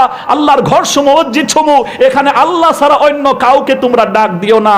মুসলমানের সন্তান হয়ে আপনি পিকচারের সম্মুখে মাথা নত করেন, আপনার মুসলমানই নাই। তওবা করে আবার ইসলাম কবুল করা লাগবে। কথা শুনতেছেন? কথা শুনতেছেন? আল্লাহ তাআলা আমাদেরকে তৌফিক দান করুন, আল্লাহ তাআলা আমাদেরকে বুঝার তৌফিক দান করুন। সুতরাং আল্লাহ রাসূল সাল্লাল্লাহু আলাইহি ওয়াসাল্লামকে দেখে খুশি হয়ে গেলেন। এজন্য আমাদের বাড়িতে যেন নবীর আদর্শ থাকে। আমাদের বাড়িতে কি থাকবে? জোরে বলেন, জোরে বলেন। আমাদের বাড়িতে নবীর আদর্শ থাকা লাগবে। আপনি যখন মারা যাবেন, আপনাদের আব্দুল করিম ইমাম সাহেব আপনাকে যখন কবর রাখবে, তখন কি বলবে? বিসমিল্লাহি ওয়া আলা মিল্লাতি রাসূলিল্লাহ। হাদিসের ভিতরে সেই দোয়া পড়বে, আল্লাহর নামে শুরু করে তোমাকে নবীর দলে উঠাইয়া দিলাম।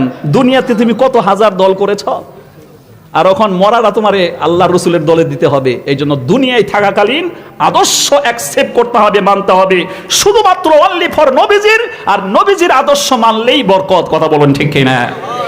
আল্লাহ তাআলা আমাদেরকে বুঝার তৌফিক দান করুন। প্রিয় ভাই সব, এই যে কোরআনের হক কথা আমরা শুনতে পেলাম, আজকে তাফসীর মাহফিল যদি না হইতো শুনতে পাইতেন? কথা বলেন, পাইতেন? আমাদের ব্রেন, দিমাগ, মন, মস্তিষ্ক বিলকুল পরিবর্তন হয়ে গেছে, আল্লাহমুখী হয়েছে। সুতরাং এই তাফসীর মাহফিল আমরা চাই। দেখি হাত দেখান তো কে কে চাই? সকলে বলেন ইনশাআল্লাহ।